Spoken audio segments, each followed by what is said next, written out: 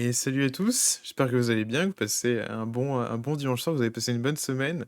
Qu'on est ce soir avec le doc, qui était pas là la semaine dernière, parce que le doc est en tour de France, et enfin, ce qu'il appelle des vacances, c'est un véritable tour de France apparemment. Donc j'espère que tu vas bien. Très bien, et toi?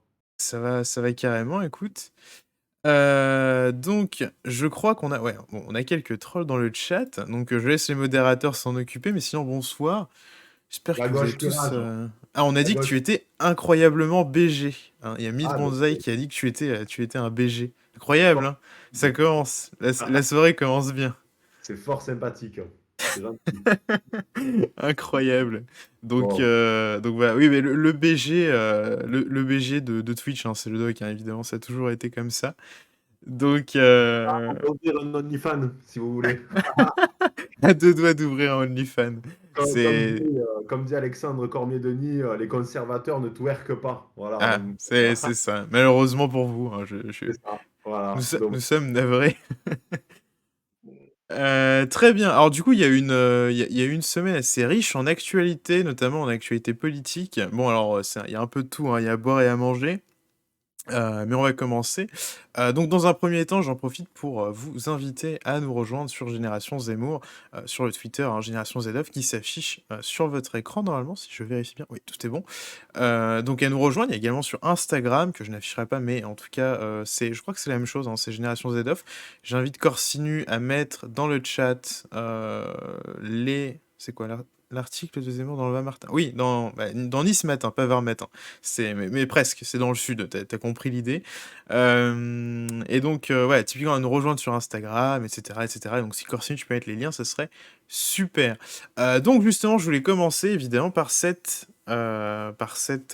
article qui est paru dans Nice Matin, et non pas Var Matin, bien essayé, le mercredi 4 août dernier. Donc, on va pas revenir sur l'intégralité de l'interview, hein, le doc, de toute façon, il est revenu principalement sur les sujets d'immigration, mais de toute façon, c'est quelque chose qu'on va voir ensuite, puisqu'on va beaucoup parler d'immigration ce soir, puisqu'il y a eu par exemple enfin pour pardon, du Figaro le 4 ou le 5, je crois. Et donc on va revenir là-dessus. Donc, mais surtout on va s'attarder peut-être sur la dernière phrase qui a beaucoup fait parler, notamment dans d'autres médias, qui a été reprise par un petit peu tous les médias. Je crois Valeurs Actuelles, Marianne, enfin on a eu un paquet de médias qui ont pris ça, Le Parisien, qui est, donc attendez, parce que la petite phrase, c'est laquelle? Il va falloir que je zoome à l'infini. Donc, je suis désolé, hein, l'image est toute petite sur le tweet. Qu'est-ce qui pourrait vous empêcher d'être candidat à la présidentielle en 2022? Et Zemmour a répondu des éléments matériels, donc les 500 signatures requises, évidemment, hein, toujours un problème à chaque élection. Les moyens financiers, donc vous pouvez pas le lire, hein, donc cherchez pas, je sais que c'est très compliqué, c'est des pattes de mouche. Il sourit, entre crochets. On verra, mais j'ai beaucoup d'amis. On verra à la rentrée. Vous n'avez plus beaucoup à attendre. Donc Zemmour fait du teasing. Zemmour is the new Game of Thrones apparemment, hein, donc c'est c'est beaucoup plus palpitant que la dernière saison de Z Phrase. C'est ça exactement. Donc il a beaucoup fait parler.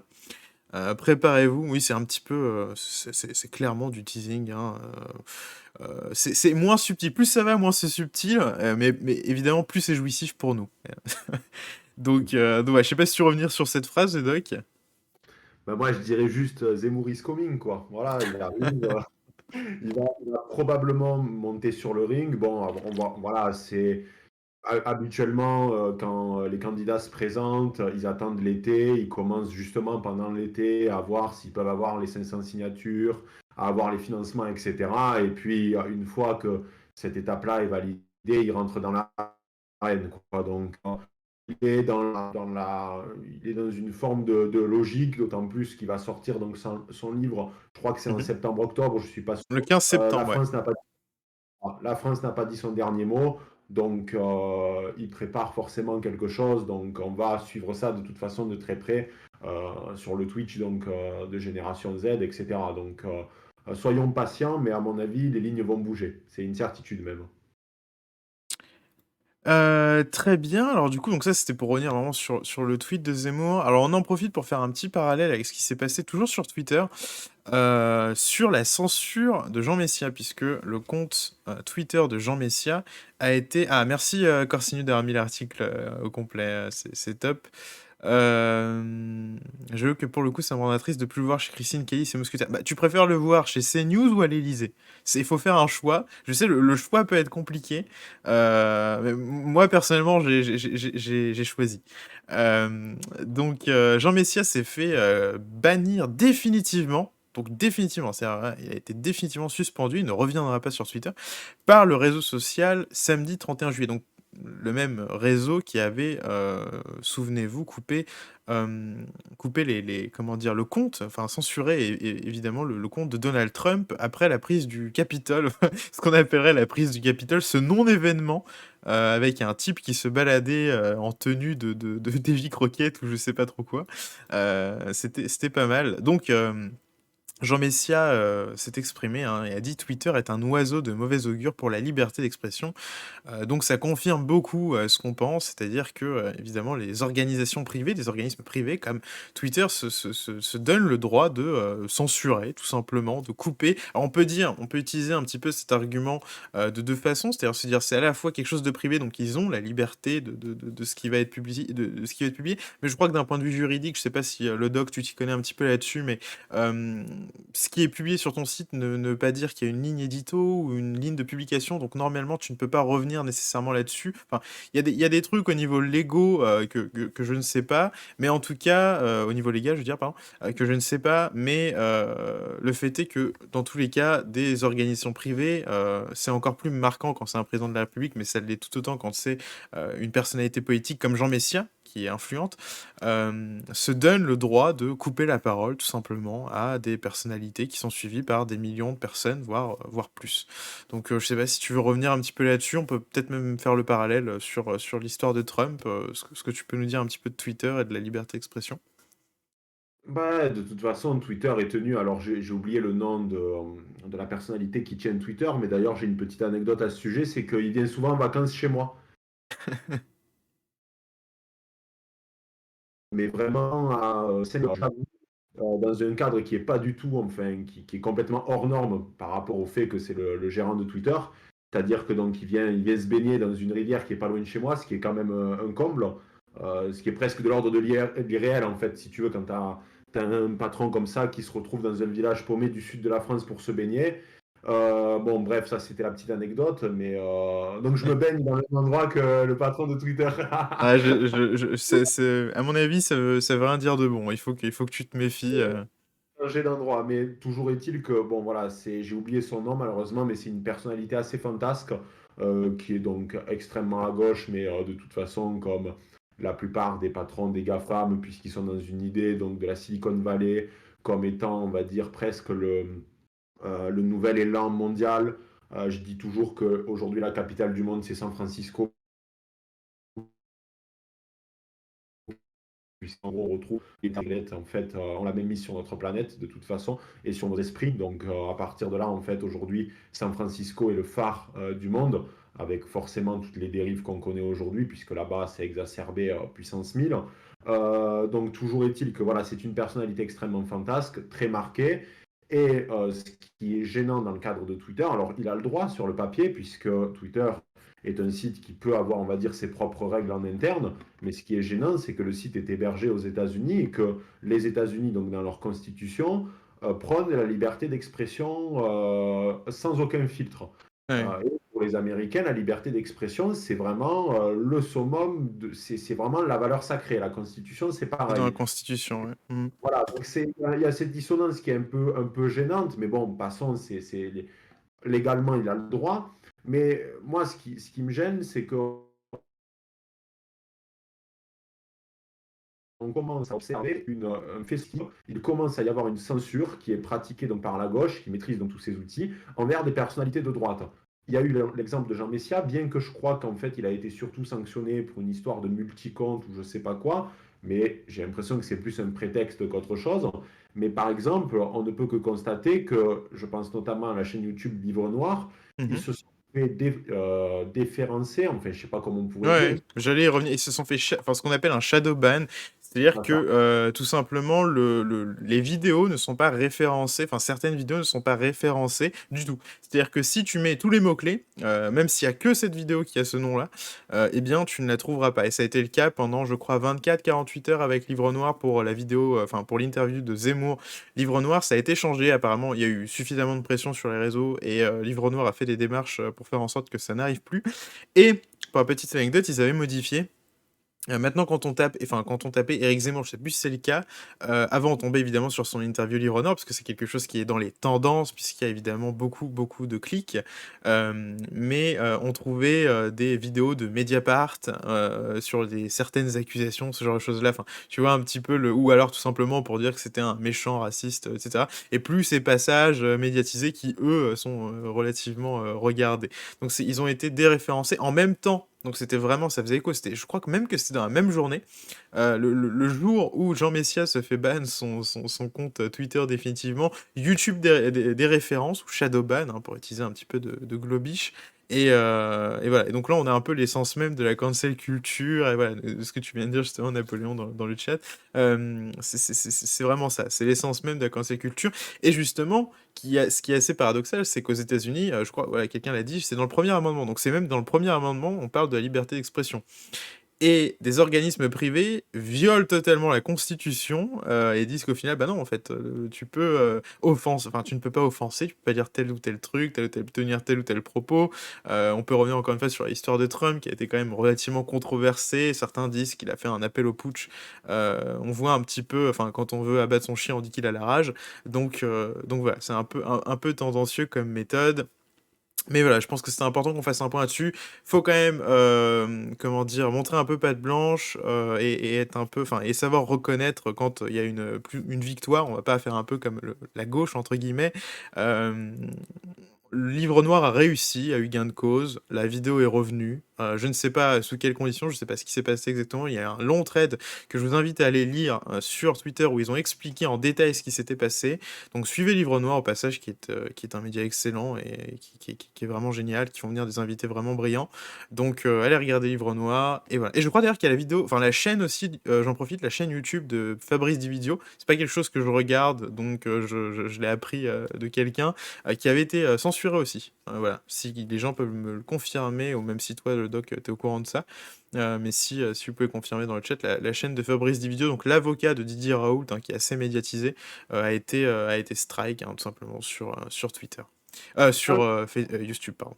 Pour rebondir sur un truc, je pense que c'est une grave erreur de stratégie politique de la part de la gauche de censurer. Pourquoi? Parce que ça se voit, en fait. Ouais. Passe pour des demeurés et ça a tendance à encore plus appuyer le fait qu'ils sont toujours dans cette cancel culture. On efface, on supprime, on n'accepte pas le discours en face. Et Mhm. je pense que tire véritablement une balle dans le pied. Et je crois, et on en parlait d'ailleurs en off tout à l'heure, que le fait que la gauche essaye systématiquement supprimer ou faire taire ses opposants, en fait, c'est une bête qui, tu sais, a la patte prise dans un piège à ours et qui attend Mhm. qu'on la batte, quoi, en fait. Ouais, C'est le cri de douleur d'une bête qui est prête à mourir. c'est ça. Donc, c'est une erreur stratégique de leur part. S'ils pensent, comme je te disais en off, qu'on est à ce point-là dans l'erreur, qu'on est d'horribles méchants, qu'on se fourvoie complètement, mais dans ce cas-là, qu'ils nous laissent parler. Puisque nous laisser parler, c'est annuler notre propre discours, puisqu'il ne repose sur rien de concret. Mhm. Donc, laissez-nous faire. Moi, je laisse parler la gauche parce que je sais qu'ils se basent sur des conceptions du monde qui réfutent complètement le réel et la logique, et même la biologie ou tout ce que tu veux. Donc, à un moment donné, ça va s'écrouler comme un château de cartes. Donc, c'est vrai que c'est très étonnant de voir à quel point la gauche, par tous les moyens possibles et inimaginables, essaye de nous faire taire. Et j'en rigole, mais ils le verront à leur dépens de toute façon. Oui, C'est à eux de... oui, c'est évident. Bah, c'est un petit peu ce que Zemmour a tendance à dire, ou même de manière générale. La révolution mange toujours ses enfants, et la gauche, de toute façon, et d'ailleurs, on voit ça aux États-Unis, on reviendra dessus plus tard, sur Joe Biden. Joe Biden qui lui-même se fait détruire par son camp, par la branche la plus à gauche, hein, c'est-à-dire tout ce qui est Kamala Harris, un petit peu cette nouvelle gauche vraiment issue de la woke culture et de la cancel culture. Voilà, la révolution mange toujours ses enfants, c'est un petit peu la conclusion de cette histoire, donc encouragez, la censure si vous voulez, hein, mais de toute façon, vous y passerez, un jour ou l'autre. Ça arrivera, faut se soucier de la liberté générale, sinon ça pose problème. Sinon, un truc un petit peu plus insolite, on va revenir sur, un incident, ce qu'on pourrait appeler un incident, c'est-à-dire le cas Jean-Luc Mélenchon. Donc, apostrophé par un passant, Mélenchon le traite de connard, je cite, hein, et ordonne de lui, entre guillemets, «péter la gueule». Donc, heu, Jean-Luc Mélenchon, leader de la France insoumise, qui est en campagne, hein, qui est candidat, assuré, il a déclaré sa candidature pour 2022, pour l'élection présidentielle, donc il aspire à être, président de la 5e République, et de la France, donc qui est quand même pas, je veux dire, c'est pas le Venezuela. C'est pas un petit pays, hem par contre, se comporte comme un adolescent qui sortirait du collège et qui, donnerait rendez-vous à 16h15 pour, se foutre sur la tronche. Donc donc quand on veut prendre des photos avec lui qui le dérangent, parce que pour remettre un peu dans le contexte de ce que j'ai compris, en gros un passant, voilà, selon nos infos, l'échange avec le passant commence dès le début de la première séquence. Il y aurait pas de montée en tension préalable. Donc pour montrer la vidéo, tout le monde l'a vue, hein, je pense, mais on va la montrer parce que ça serait bien de revenir là-dessus. Hem, la vidéo donc il y aurait pas de passé, il y aurait pas de passif, il y aurait rien derrière en fait, il y avait rien avant. C'est juste un type qui s'approche pour demander une photo. Sauf qu'apparemment, Mélenchon se pointait dans un centre de vaccination, ce que j'ai cru comprendre et donc il a pas vraiment apprécié. Donc je vous laisse, un petit peu profiter de l'extrait, hein, qui est très sympathique. Faut que je clique sur le lien Twitter. C'est bon, voilà. Je ne te dois rien, je ne te connais pas, pète-lui la gueule. Le droit de filmer. Me péter la gueule. Me péter la gueule.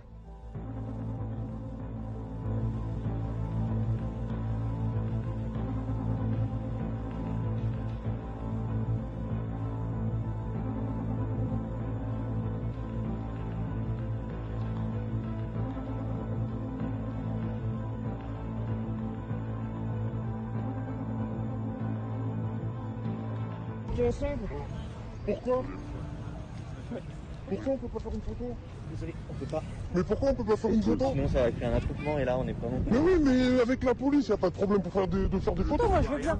Je peux faire des photos. Non, Pourquoi? je veux voir quelque chose. Je veux faire une photo avec Je vous. veux pas. Mais pourquoi? Je veux pas, connard. Mais Parce c'est que pas la je peine de t'appartiens pas. m'insulter. Dégage. Mais c'est pas la peine de m'insulter.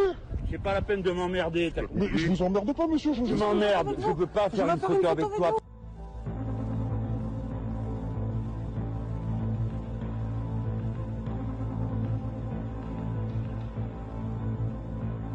Donc on peut voir en plus, parce que de temps en temps dans la vidéo, le comment dire? Le changement de voix n'a pas fonctionné. On entend qu'il a une voix assez jeune, hein, donc je sais pas si c'est quelqu'un assez jeune, mais en tout cas il a une voix assez jeune. Donc peut-être que c'était un petit jeune de je sais pas, une vingtaine d'années. On continue la vidéo. Donc là, voilà, il l'a simplement traité de connard. On peut se dire: «Bon, c'est du Mélenchon finalement». C'est classique, la République c'est lui, donc il a le droit. Et sauf que Dire oui. Mais pourquoi pas? C'est juste une photo, y a rien de méchant. Mais y a juste une photo, y a rien de méchant. T'es pas. Pourquoi avec... Mais pourquoi vous voulez pas... Vous voulez... Je ne te dois rien, je ne te connais pas, pète-lui la gueule. Il a le droit de filmer. voilà, et Jean-Luc Mélenchon rajoute à la fin pour, envenimer un petit peu les choses: «Pète-lui la gueule». Donc il demande à son bras droit, ou je sais pas qui est cette personne, hein, de péter la gueule, du passant qui voulait une photo, hein, attention. Parce que ça, c'est le truc. Ah bon, piégé ou pas, on sait pas ce qu'il voulait faire, mais en tout cas, il voulait, simplement prendre une photo. Donc imaginez quelqu'un qui aurait une attitude un petit peu plus, voilà, un petit peu plus, violente, un peu plus, piquante vis-à-vis de Mélenchon, on se demande jusqu'où ça irait. Donc je sais pas si tu veux revenir un peu là-dessus, le doc et sur le Mélenchon. Quelqu'un vient de dire, enfin a dit dans le chat, que ce mec-là était mort politiquement. Moi je suis assez d'accord, hein, je fais partie des gens qui pensent qu'il va faire 6 puisqu'il s'est tué politiquement, mais voilà, je sais pas ce que tu en penses? Bah, je pense que là, il montre son vrai visage, quoi. C'est-à-dire une personnalité colérique qui s'aime profondément avec un ego surdimensionné. Bon, ça, en politique, c'est vraiment l'ego surdimensionné. On le retrouve chez presque tous les candidats, hein, parce qu'il faut avoir beaucoup d'ego pour aller à la présidentielle. Mais on voit que c'est une personne qui est quand même.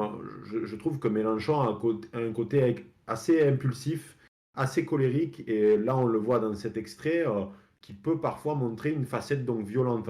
Et j'en viens même à me poser la question, au-delà de la vidéo en elle-même, parce que comme tu dis, on ne sait pas qu'est-ce qui s'est passé en off, etc. Mais bon, on analyse quand même le personnage dans un prisme beaucoup plus large que cette simple vidéo. Moi, je me demande même si Mélenchon, il serait apte à gouverner, à être président, tellement que c'est quand même une charge qui est particulièrement importante, particulièrement lourde, et il faut, je pense, quand on est président, savoir garder son sang-froid face à des situations quand même qui sont des fois extrêmement compliquées. Donc, se pose la question de si Mélenchon était arrivé, parce que j'emploie le passé parce qu'il n'y arrivera pas aux prochaines élections, mais s'il était arrivé donc à devenir président, on peut se poser la question de comment il aurait appréhendé la fonction. Et j'en viens même à penser que ça aurait été très compliqué, c'est-à-dire que c'est véritablement une personnalité impulsive qui peut s'emporter très vite, et on le voit, pas que dans cet extrait-là, même pendant les débats, c'était une personnalité qui, il faut un rien, et même au-delà, il n'est pas agréable à écouter, parce que je pense que les gens recherchent un côté un petit peu paternaliste et fédérateur, une personnalité qui arrive à fédérer. Et pour ça, faut être aussi sympathique. Et Ouais. vraiment, je trouve que Mélenchon ne dégage aucune forme de sympathie. Il est antipathique. Donc là, comme a dit notre ami dans le chat et comme tu as dit, il est mort politiquement. Son barreau d'honneur, ça va être un échec cuisant. Et je pense qu'il ne se représentera pas à la suite, par la suite. Pourquoi? Parce qu'il faut encore les financements. Et surtout parce qu'il aura quand même, il me semble, plus de 70 ans.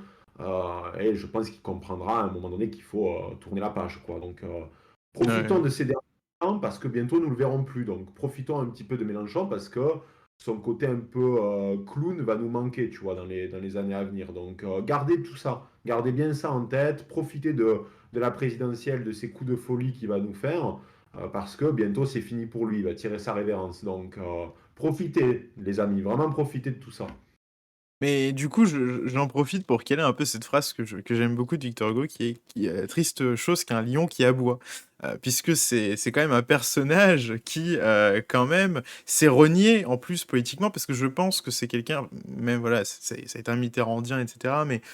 Mais bref, et d'ailleurs, il continue de faire l'éloge de Mitterrand, hein, ce qui est assez paradoxal puisqu'il se veut antilibéral, etc. Mais finalement, c'est quelqu'un qui était sur la même ligne. On a juste, vous savez, je vous invite tous dans le chat à aller regarder des anciens On n'est pas couché. Hein, si, je suis sûr que beaucoup d'entre vous le font déjà. Et regardez les passages de Jean-Luc Mélenchon face à Éric Zemmour à l'époque. Et c'est flagrant comme c'est deux personnes différentes. Le Mélenchon d'aujourd'hui est un Mélenchon totalement différent de ce qu'il a pu être avant. On sait d'ailleurs qu'ils étaient amis, Éric Zemmour et Mélenchon, qui avaient une certaine, en tout cas, sympathie. Je ne sais pas si c'était à quel degré ils étaient amis, hein, je ne suis pas dans leur vie privée.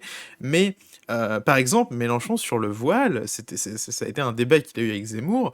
Ils étaient d'accord à 100%. Et Zemmour n'a jamais changé de position, il a toujours été le même. Hein.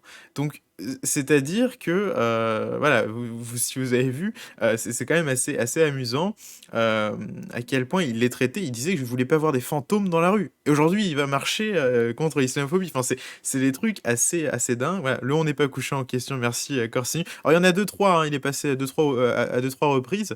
Il y a eu des passages vraiment intéressants. Et le vieux Mélenchon, enfin le Mélenchon de 2010, même le Mélenchon de 2017, hein, qui pouvait être respectable parce qu'il y avait encore deux trois trucs, deux trois points sur lesquels c'était ok. Euh, et bah ça vaut le coup d'œil, alors que le Mélenchon aujourd'hui, voilà, c'est un lion qui aboie, voilà, qui souffre, qui sent que politiquement il est en train de mourir, j'imagine, et ça va être la fin. Et vivement 2022, rien que pour ça, pour achever un petit peu les souffrances de Mélenchon, qui politiquement, à mon avis, est en train de se noyer. Donc bon courage à lui, et bon rétablissement après 2022. Alors Pour j'avais aussi prévu... Oui, tu veux dire? rebondir juste sur un truc, Mhm. c'est il est, il est dans la politique depuis maintenant bien trop longtemps. Il a été sénateur pendant des décennies et des décennies. Il est temps Ouais. que maintenant il laisse sa place.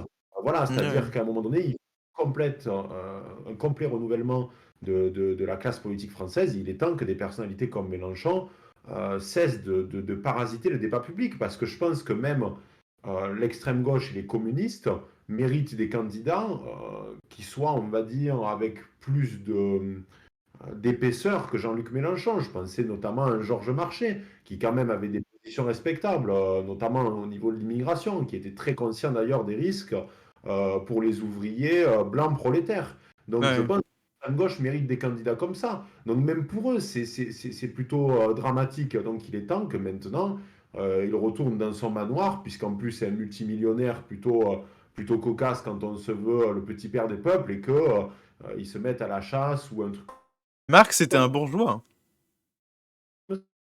ça, voilà, pour faire une canne s'il veut. Mais attends. Ensuite, j'avais prévu de revenir sur un autre non-événement, mais on va passer à autre chose un peu plus sympathique. Christiane Taubira, possibilité de candidature. Je vous dis ça comme ça, c'est histoire de d'attiser un peu le truc. Un non-événement, hein, je pense, mais bon, je l'évoque. Il y a un article de Valeurs Actuelles qui est sorti dessus. On va pas revenir dessus, mais ça se discute. Mais de toute façon, Christiane Taubira, tous les 2-3 mois, en général, on fait un petit retour. Il y a toujours deux, trois personnes d'extrême gauche qui veulent la remettre en avant, donc n'hésitez pas. C'est ni plus ni moins une racaille. C'est tous des bourgeois, sauf Proudhon. Oui, alors, sauf Proudhon, le seul un peu respectable, apparemment. Bon, à part si, évidemment, il y a quelques... je crois que c'est le cercle de Proudhon qui était un petit peu craignos, pour le coup. Euh, donc ensuite, un article très sympa, donc toujours VA, hein, aujourd'hui, on a trouvé beaucoup de trucs de VA très intéressants. Celui-là, Bootcamp écoféministe. Donc un bootcamp, c'est un camp d'entraînement, si je me plante pas, hein. Un cours de langage épicène, les activités surréalistes d'Europe Écologie Les Verts à ces journées d'été. Le parti écologiste va lancer ses journées d'été à Poitiers du 19 au 21 août. Donc si ça vous intéresse, hein, n'hésitez pas à aller prendre des cours de langage épicène, permettant ainsi de deviner les contours d'un programme présidentiel. Donc voilà. Tout un programme du 19 au 21, à Poitiers. Voilà, très ville, je sais pas, j'ai jamais été à Poitiers. Est-ce que quelqu'un a déjà été à Poitiers, hein? N'hésitez pas, moi j'ai jamais foutu les pieds là-bas. Je pense pas très loin de chez moi. Et si on attend la primaire, parce qu'évidemment il va y avoir une primaire ELV, donc il y a des ateliers et des formations qui seront organisées lors de ces journées d'été de ELV, notamment sur le climat, hein, donc évidemment, toujours parler de climat. Une loi climat à la hauteur de l'urgence climatique et sociale. N'oublions pas que ELV est contre le nucléaire. Encore une fois, je pense que c'est important de le préciser, hein, parce que bon, un autre tendrait à discuter de différentes installations d'agriculteurs paysannes et biologiques à promouvoir, mais le plus hallucinant reste à venir. Alors, donc là, on rentre dans le vif du sujet. Le cercle Proudhon, ouais, c'est ça. Merci, Nap Nap. Comme le rapporte Marianne, des ateliers des Verts aborderont aussi le thème de l'intersectionnalité. Évidemment, on n'y échappe pas, hein. Deux ateliers seront d'ailleurs organisés en mixité choisie, c'est-à-dire que les hommes dits cisgenres, donc toi et moi, le doc, hein, je pense qu'on est je suis un homme cisgenre, tu es un homme cisgenre, nous sommes des hommes cisgenres, blancs, je suis pas catholique, mais du coup je coche pas toutes les cases, je suis navré, mais j'essaye. Les hommes cisgenres ne seront pas les bienvenus, relate Marianne, voilà, donc la ségrégation, et voilà, c'est génial. L'une de ces sessions se prénommerait Bootcamp écoféministe empouvoirment, donc qui vient de l'anglais empowerment, je crois, un truc comme ça. C'est les femmes aux responsabilités. Le second Bootcamp écoféministe gérer son image publique, la communication au service des femmes écologistes.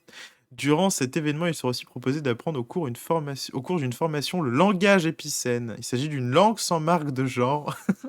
Putain. Continuant dans la lancée de l'écriture inclusive. Donc c'est-à-dire qu'il y a l'écriture inclusive, c'est déjà dégueulasse, d'accord? Donc vous voyez tout ce que c'est l'écriture inclusive, les petits points. Et ils ont inventé un truc au-dessus qui s'appelle le langage épicène. Alors, on pourrait se pencher dessus. Je pense qu'on fera une émission spéciale pour revenir dessus, je pense, hein. On fera une lecture en langage épicène. Pire encore, un autre atelier compterait déconstruire la colonisation patriarcale des imaginaires. Un événement qui en dit long sur le programme présidentiel du Parti écologiste. Donc j'espère que ça vous a bien botté. Que ça vous a plu et que vous irez y faire un tour, hein, pour apprendre ce que c'est que le langage épicène. Je sais pas toi, mais moi en tout cas ça m'inspire, le doc, hein. Ben, en fait, on retrouve la logique qu'on retrouve dans 1984, c'est-à-dire la novlangue. On crée une langue de toute pièce qui va servir nos intérêts politiques. Donc, on voit parfaitement que Europe Écologie Les Verts essaye donc de proposer une nouvelle langue qui, soi-disant, ne prend pas en compte les gens. Alors, en plus, on va voir qu'on va assister dans les années à venir à une bataille entre l'écriture inclusive et des clones parce que certains estimeront que la précédente était malgré tout trop patriarcale jusqu'à qu'en gros il n'y ait plus d'écriture du tout.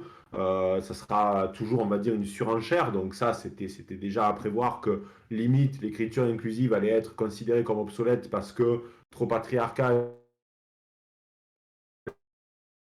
Il faut aller encore plus loin dans la déconstruction. C'est la langue de gauche. Moi, ce qui on va dire, me frappe, c'est à quel point le parti Europe Écologie Les Verts, pourtant a comme cheval de bataille l'écologie, montre à quel point, en fait, c'est une étiquette. Il faut bien comprendre qu'Europe Écologie Les Verts utilise l'écologie et qu'en fait, c'est un cheval de Troie qui vise à faire arriver en France des théories qu'on retrouve donc aux États-Unis, le wokisme, la cancel culture, la déconstruction, enfin tous les poncifs qu'on retrouve déjà là-bas. Et en fait, c'est que ça, parce qu'on ne fait pas un parti politique qui ne tient que sur l'écologie. Ce n'est pas possible. Et je finirai sur une chose, c'est que l'urgence pour la droite et les conservateurs, c'est de se réapproprier cette notion. Alors là, cette semaine, il y a eu donc une vidéo sur le Figaro que j'ai partagée sur mon Instagram. Je vous invite d'ailleurs l'équipe de Génération Z à le mettre peut-être dans les liens pour que les gens Mhm. puissent. J'avais pas que l'écologie était une valeur conservatrice. Et c'est des hommes comme Edmund Burke qui expliquaient que l'écologie était une valeur véritablement conservatrice, puisqu'on protège donc les ressources pour les transmettre. Donc la gauche s'est accaparée cette notion que la droite doit récupérer urgemment, mais la droite ne doit pas tomber dans le piège de cette espèce d'approche de l'écologie complètement hystérique, comme on peut retrouver aujourd'hui. Il faut que ça soit une approche pragmatique, réaliste, notamment avec la question du nucléaire dont on parlait la dernière fois. Mais il ne faut pas se leurrer. Europe Écologie Les Verts donc, est un parti qui cherche avant tout à inoculer en France des idées donc d'extrême gauche qu'on retrouve aux États-Unis, et ils utilisent l'écologie comme porte-drapeau pour plaire à une jeunesse qui pourrait être sensible à ce type d'idée. Mais il ne faut surtout pas se fourvoyer. Je rajouterai pour finir, et je te laisserai la parole, Jean, que Mhm. Europe Écologie, je pense que pour la municipale, ils ont pris donc certaines mairies comme Lyon et Bordeaux, mais je crois profondément que ça a été un coup de chance par rapport à la conjoncture du Covid qui faisait qu'une population plus âgée n'est pas allée voter et malheureusement les personnes plus âgées votent plus à droite, ce qui fait que ça a bousculé les élections. Mais je pense véritablement qu'ils ne resteront pas longtemps. Et d'ailleurs, on voit que quand on analyse les politiques municipales, que ce soit à Bordeaux avec le refus de placer un sapin de Noël qui serait soi-disant un arbre mort, mais aussi le maire de Lyon qui a refusé de participer à une messe que tous les maires de Lyon pratiquaient pourtant depuis des décennies, que ce soit des maires de droite comme de gauche, on voit bien que toujours il y a cette idée de déconstruction de notre histoire et que l'écologie passe en second plan. Et d'ailleurs, tu l'as très bien dit, dans leurs fameux ateliers, j'ai l'impression que quand tu en fais la liste, on retrouve plus des délires d'extrême gauche, c'est-à-dire Ah la oui. haine de notre histoire, la haine de notre couleur de peau. L'écologie à côté, c'est le petit package pour emballer tout ça. Bon, donc il ne faut pas se fourvoyer, mais ils tomberont comme les autres, donc il ne faut pas s'en inquiéter. Mais on va suivre ça donc de près, bien sûr. C'est ça. Et puis, il y a cette fameuse phrase de je crois qui est tirée de Pasqua et reprise régulièrement par Zemmour: «Les écolos sont verts à l'extérieur et rouges à l'intérieur», c'est des pastèques. Et donc, typiquement, bon, là, le souci avec eux, ces nouvelles générations d'écolos, c'est que le vert se voit de moins en moins et le rouge de plus en plus. Donc, c'est un peu compliqué. Donc ensuite, on a un article du Figaro qui revient sur, qui titre «En Europe, un été sous haute pression migratoire», qui fait, hein, la une carrément, qui revient simplement sur la pression migratoire en Europe. Donc 63 798 nouvelles arrivées depuis le début de l'année dans le sud de l'Europe. Donc on voit que, l'Espagne est, 1er, preneur, hein, 1er contributeur avec 24 767 arrivées. l'Italie avec 27 834. Évidemment, c'est les gens qui, une fois dans ces pays-là, peuvent circuler librement en Europe, hein, ne l'oublions pas. Donc c'est pas parce qu'ils sont enregistrés dans ces pays-là qu'ils restent en Espagne, hein. Ils restent pas souvent en Espagne et en Italie. Enfin, en tout cas, c'est ce qui a un peu provoqué la crise à l'époque. Ils ont leur passe sanitaire. Alors, quelqu'un demande s'ils ont leur passe sanitaire, ces migrants. Je doute malheureusement. Je doute. Ah, il y a Mero qui disait l'écologie est une science, l'écologisme est une idéologie politique. Donc ça revient un petit peu sur ce que tu disais, Doc, hein, pour clôturer un peu ce sujet-là. Donc voilà, je voulais tout simplement parler d'immigration, évidemment, mais je voulais surtout reprendre un article de Libé. Donc là, c'était un petit peu pour introduire, parce qu'il y avait cet article du Figaro, j'invite tout le monde à se pencher un peu dessus. Mais on a un truc de Libé, évidemment, sur, bon, Calais Douvres, traverse ou crève. Alors, on connaît la ligne édito de Libé, on sait tous d'où vient Libé, on sait tous qui est Laurent Geoffrin, même si c'est plus le directeur de la publication, je ne sais plus qui est le directeur en ce moment de Libé, mais peu importe. Et donc, il y a un article sur Calais, et si je me plante pas, alors attends une seconde, je retrouve la page, j'ai noté la page quelque part. Sur le retour des djihadistes, il me semble, qui doit être quelque part. Alors, c'est page 6. Hop là. Donc voilà. Non, le retour des enfants de djihadistes, pardon. Donc, les enfants revenus de Syrie appartiennent à la communauté nationale. Donc là, vous l'avez en bien gras, bien gros, bien. Voilà. Euh, Les juges du tribunal de Bobigny, Claire Pochet et Muriel Aiglin se chargent des enfants de djihadistes qui reviennent en France depuis 2016. Les magistrats tentent de trouver la meilleure façon d'accompagner leur retour. Donc on accompagne leur retour. Donc c'est un dossier jugé toxique par l'Élysée et Emmanuel Macron. Alors évidemment, ça crée débat, puisque il y a toujours la partie émotionnelle qui rentre en jeu. On se demande, est-ce qu'on doit faire revenir ou non les enfants de djihadistes? Est-ce que finalement c'était leur combat? Oui ou non? Je te laisse, tu me dis un peu ce que tu en penses, Doc, de ce retour des enfants qui reviennent de Syrie après le djihad? Alors, je te fais un papier cadeau, on va parler d'immigration et ça nous amènera directement Parfait. je te fais un pack complet. Le pack polémique, quoi, sujet brûlant. Bon, sur l'immigration, je suis en train de lire en ce moment l'ouvrage de Douglas Murray. Alors, pour ceux qui me suivent, vous savez que je parle beaucoup de Douglas Murray, mais parce que je pense que c'est un auteur qu'il faut absolument lire. Donc, j'insiste beaucoup sur lui, mais parce qu'il fait partie de ces penseurs conservateurs qu'il est urgent de faire venir en France, de partager sa pensée aux Français. Donc, vraiment, Douglas Murray est validé. Et donc, il a écrit il y a quelques années, je crois que c'était en 2015, L'étrange suicide de l'Europe, où il parle donc bon, on va pas mentir, c'est trop ahurissante. Donc, dans son livre, il montre les chiffres que je vais pas vous donner là parce que je vais pas vous assommer, mais c'est extrêmement précis, c'est sourcé. En plus, donc, le livre ne s'est absolument pas fait attaquer parce qu'en fait, il est tellement dans une justesse au niveau des chiffres et des données qu'en fait, il est inattaquable. Et ce que je veux dire, c'est que bon, il parle beaucoup du Royaume-Uni. Et déjà à l'époque, dans les années, il me semble que c'était 70, il y avait des hommes comme Enoch Powell, donc qui était un vétéran de guerre, un homme brillant, conservateur, qui était pressenti pour devenir Premier ministre, qui avait déjà tiré la sonnette d'alarme en disant, écoutez, moi voilà, il était député, il y a une femme de ma circonscription qui aujourd'hui habite dans une rue qui n'est plus sienne, quoi, en fait. Elle est devenue minoritaire et en plus, elle ne connaît que l'insécurité. Et à cette époque-là, Enoch Powell donc, avait été balayé d'un revers de main, y compris par les conservateurs. Et paradoxalement, un sondage était sorti où 70% des Britanniques pensaient comme lui, ce qui est quand même plutôt cocasse. Et plus tard, un autre conservateur avait dit que s'il s'était présenté à l'investiture, donc s'il avait eu en gros l'étiquette de chef de parti conservateur, il aurait probablement gagné les élections. Mais toujours est-il, c'est que en fait, c'est un tabou. Tout le monde est d'accord pour dire en France, la grande majorité des Français pensent qu'il y a un problème avec l'immigration. La grande majorité des Européens pensent qu'il y a un problème avec l'immigration, mais on met ce sujet sous le tapis. C'est plus possible parce que le réel nous rappelle tous les jours que ça devient un sujet qui coûte malheureusement trop. Il y en a qui payent le prix du sang, ça coûte des sommes astronomiques, on ne peut plus. On ne peut plus à la fois pour les Européens accueillir toutes ces personnes-là, et même pour ces personnes-là qui se retrouvent donc dans des situations d'une précarité extrême, à vivre dans des squats, c'est pas enviable pour eux non plus. Donc on se retrouve dans une situation ça ne fait ni bien aux Européens de sous qui se trouvent ancêtres et à ces gens-là qui arrivent en espérant trouver un Eldorado qu'ils ne trouvent pas. Donc en fait, personne n'est heureux avec cette politique migratoire. De plus, ce qui est extrêmement grave, c'est que la plupart des élites européennes qui ont pourtant tout fait pour parachever cette immigration massive, je pense à des hommes comme VGE, mais à Merkel, Mhm. en privé estimaient que c'était un problème grave, que c'était un péril.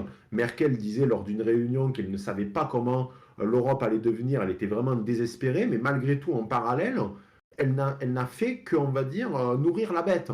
Donc on se retrouve dans des situations paradoxales où des élites pensent exactement comme le peuple qui a trop d'immigration, mais font les pompiers pyromanes. Ce n'est plus acceptable, c'est une véritable problématique. Il faut couper les robinets, il faut couper les flux, ça allait beaucoup trop loin. Il faut arrêter cette machine infernale qui va causer un péril immense à l'Europe. Il faut arrêter donc de se voiler la face avec ces problématiques-là. Quelques hommes comme Enoch Powell qui ont été des prophètes ont été traînés dans la boue et forcé de constater qu'ils n'avaient que trop raison. Et aujourd'hui, des autres personnalités qui peuvent tirer la sonnette d'alarme sont vus comme des méchants, mais en fait, ce seront de nouveau des prophètes dans 10-20 ans. Sauf que là, il faut arrêter de se dire plus tard, ils avaient raison. Non, faut stopper la machine. Sur la question donc des enfants qui sont nés en Syrie, donc des enfants de terroristes, alors attention à ce que je vais dire, sur le coup, Libération a raison. Ce sont des enfants de la communauté internationale, ce sont des Français sur le Mhm. papier. Le Ouais. problème, c'est que c'est une question, et tu l'as dit très bien, où il faut s'extraire de la morale. Mhm. C'est-à-dire que là, on est dans de la raison d'État pure. Il faut que le gouvernement aujourd'hui se pose la question, est-ce qu'on est prêt à faire revenir des gens qui sont, on va dire, des bombes à retardement et qui peuvent causer des morts plus morts, puisque l'Europe est une passoire, on peut aller et venir. Donc, de toute façon, ça peut être des attentats en Allemagne, en France, en Espagne. Bref, le terrorisme s'exporte partout avec une Europe sans frontières. Donc, c'est véritablement une question que doit se poser le gouvernement.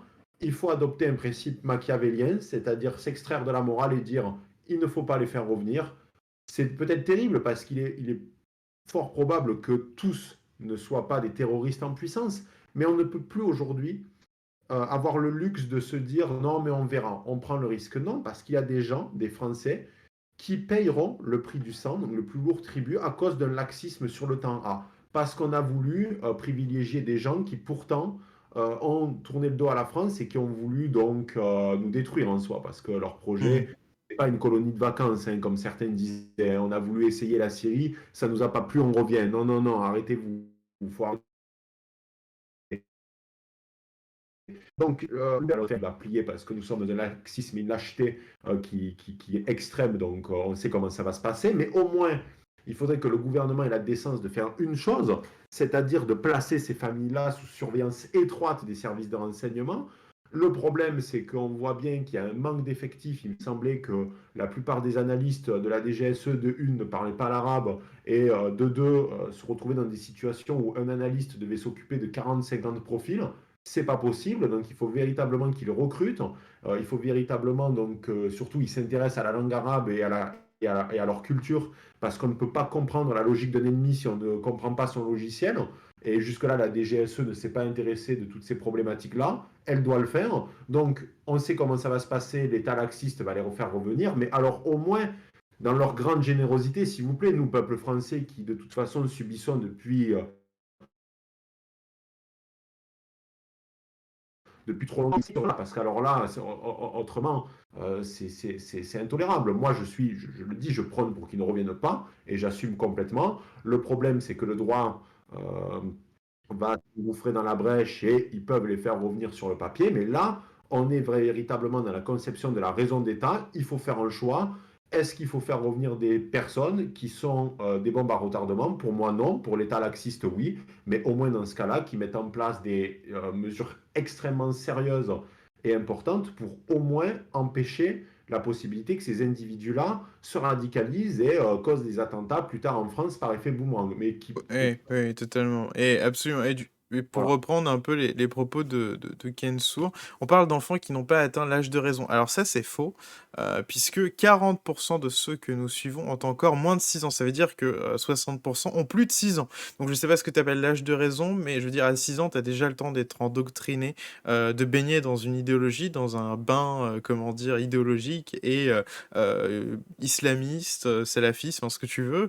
Je veux dire, c'est pas la famille du coin qui simplement baigne un petit peu. Non, ils ont été avec des djihadistes, c'est-à-dire qu'ils ont été avec des personnes qui ont été faire la guerre, d'accord? Donc qui ont vraiment baigné dans le salafisme, dans le djihadisme, dans l'islamisme. Je veux dire, on sait très bien qu'on n'arrive pas à déradicaliser, puisque de toute façon, on n'a toujours pas compris, les gens n'ont toujours pas compris que c'est simplement une spiritualité une fois, et qu'il y a simplement des gens qui se battent pour des valeurs différentes des nôtres, et plutôt que d'essayer de comprendre ces valeurs pour les combattre derrière, on se dit, ah mais c'est impossible, ils sont forcément fous, ils sont forcément, donc on veut les envoyer dans des hôpitaux psychiatriques ou leur faire caresser des chiens, ce qui est complètement débile. Donc, c'est pas simplement, je veux dire, c'est une majorité qui a plus de 6 ans. Donc, c'est-à-dire des adolescents, parce que dans ces enfants, il va y avoir des personnes qui ont 13, 14 ans. Qu'est-ce qu'on fait pour ces personnes-là? Et comme disait, je rebondis aussi sur ce qu'a dit, je crois, Vanir, quand on trahissait son clan dans notre passé, ou même notre pays, hein, pour le coup, on n'avait pas de pardon, on était fusillés. Bon, voilà, là, on est cool, entre guillemets, on les rejette juste de la France. C'est vrai, enfin, je veux dire, c'est des personnes qui viennent d'un bain familial ou autre, et d'une famille ont qui n'ont pas seulement, parce qu'il y a quelqu'un d'autre qui a dit oui, mais c'est juste des migrants illégaux. Non, non, c'est des personnes qui ont pris les armes contre la France, c'est des personnes qui ont pris les armes contre nous. C'est quelque chose de très différent, pas les enfants, eux, mais je veux dire, en tout cas, ils sont d'une famille de personnes qui ont pris les armes contre nous. C'est quelque chose de beaucoup plus compliqué que de simples migrants illégaux dans un autre pays qui sont d'origine française. Ils ont pris les armes contre nous. Donc ils ont fait un choix. Donc normalement, ils devraient plus avoir la nationalité française. C'est déjà assez énorme qu'on se pose la question. Dire ça montre un petit peu le niveau dans lequel on est. On se pose la question de savoir qu'est-ce qu'on fait. Est-ce qu'on les laisse revenir sous surveillance ou pas? Est-ce qu'on les juge? Est-ce qu'on les juge pas? Ah, c'est quand même assez dingue. Ils sont jugés en Irak. Oui, vas-y. Sur un truc, je vais donner un exemple aussi très concret qui prouve que le laxisme tue. Quand il y a eu les attentats donc, de Londres dans le métro Mhm. à la station King's Cross, je crois, enfin c'était en 2005 si je dis pas de bêtises, si quelqu'un peut vérifier, mais il me semble que c'était Si, 2005. c'était en 2005. Ouais. La femme de l'un des kamikazes, qu'on a surnommé par la suite la Veuve Blanche, qui était donc une Irlandaise qui s'était convertie à l'islam radical et qui avait la burqa avec des enfants, s'était présentée comme étant la victime. Son mari avait préparé ce plan en cachette, elle n'était pas du tout au courant. Alors tous les médias de l'époque, cœur sur la main, avaient dit regardez, elle dénonce. L'attentat de son mari, si c'est pas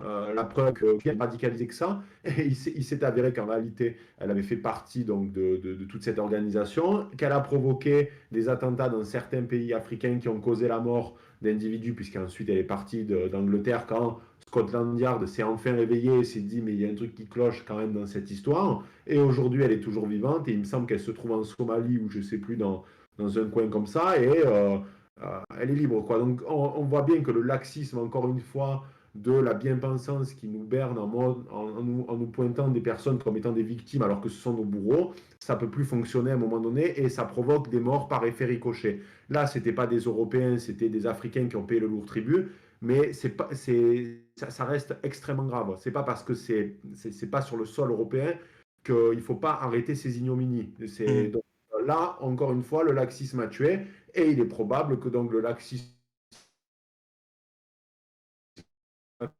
actuel de notre gouvernement tue dans un strato qui va mourir du laxisme de l'État et du gouvernement de Macron. On ne sait pas. Peut-être vos enfants, peut-être nous, on ne sait pas. Mais toujours est-il, c'est que quelqu'un va payer le tribut de ce laxisme. Voilà, c'est tout. Tu conclus très bien. Euh, donc j'en profite au passage que vu qu'on est un peu sur le sujet un peu, enfin de l'Europe, il y a cette interview qui a été donnée le 5 août par Viktor Orban à Fox News, qui est interviewé par Tucker Carlson, c'est ça. Donc on va pas revenir dessus directement, etc. Voilà, j'invite simplement les gens à les regarder, puisqu'il parle justement de simplement comment l'Union européenne, enfin comment ouais, l'UE se transforme et comment on abandonne notre civilisation et comment les choses changent en Europe tout simplement. Donc on sait que Viktor Orban est entre guillemets, je dirais pas une inspiration, mais en tout cas c'est une personnalité appréciée par Éric Zemmour, et je pense que c'est quelque chose d'assez réciproque. Je pense que en Hongrie, on invite régulièrement Éric Zemmour et c'est une personnalité aussi appréciée. Donc voilà, typiquement, je vous invite à aller regarder l'interview de Viktor Orban et merci de l'avoir mis Corsinu dans le chat. Oui, Pour vas-y, Doc. à cette interview qui est vraiment très intéressante. Moi, je vous invite à suivre Tucker Carlson. Alors, des fois, on m'a reproché le fait que je parlais beaucoup de conservateurs qui viennent des États-Unis, d'Angleterre, des pays de l'Est, etc. Mais ce que vous devez comprendre, c'est qu'en France, nous n'avons pas une culture conservatrice et qu'il faut la faire venir d'ailleurs et il faut s'en imprégner. Donc moi, je vous invite véritablement à suivre et à regarder ce qui se passe chez les conservateurs, que ce soit américains, hongrois, britanniques, parce qu'il faut en France, nous n'avons malheureusement qu'Éric Zemmour. Moi, c'est vraiment le seul que véritablement je pointe comme étant conservateur.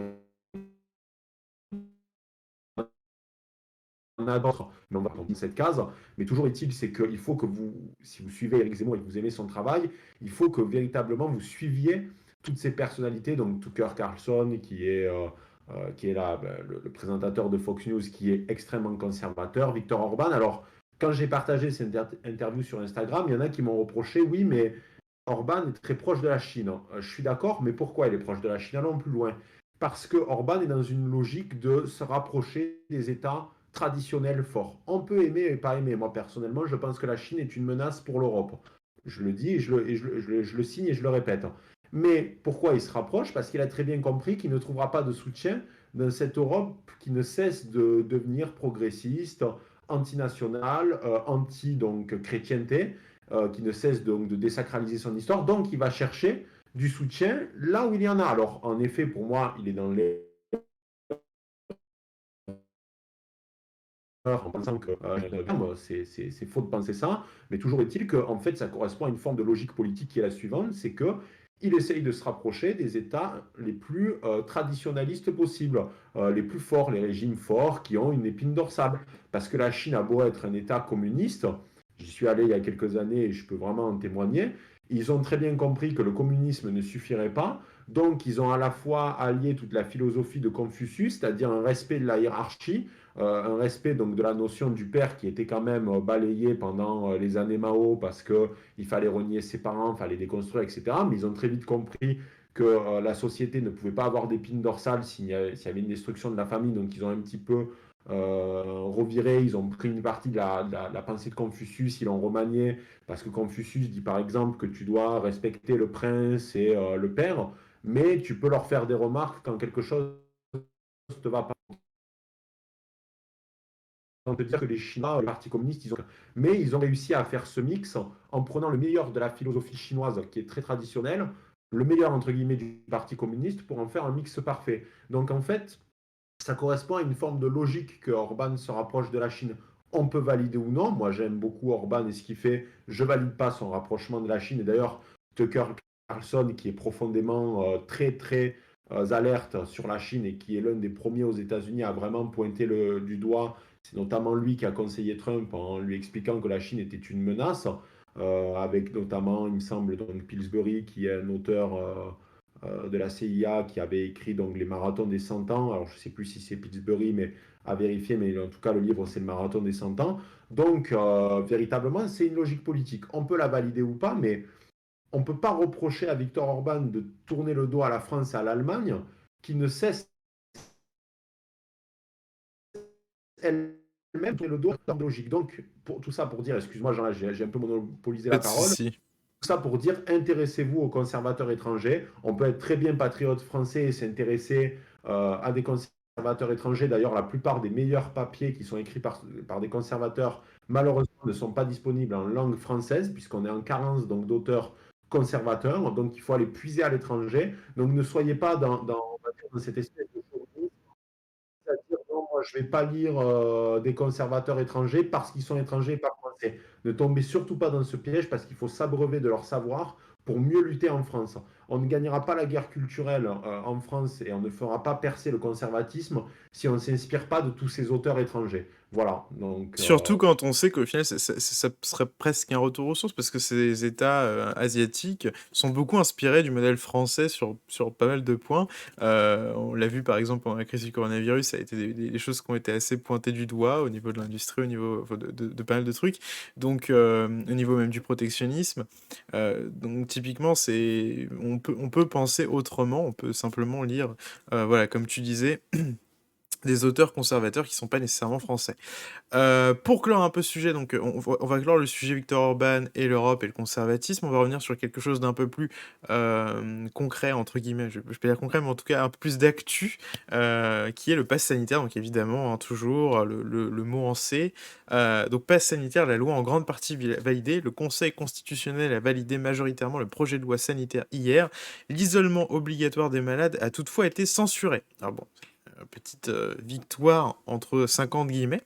Donc c'est un article de Ouest France qui, simplement, je pense que ça peut être bien de faire le point à titre informatif, simplement revenir sur les mesures qui vont être prises.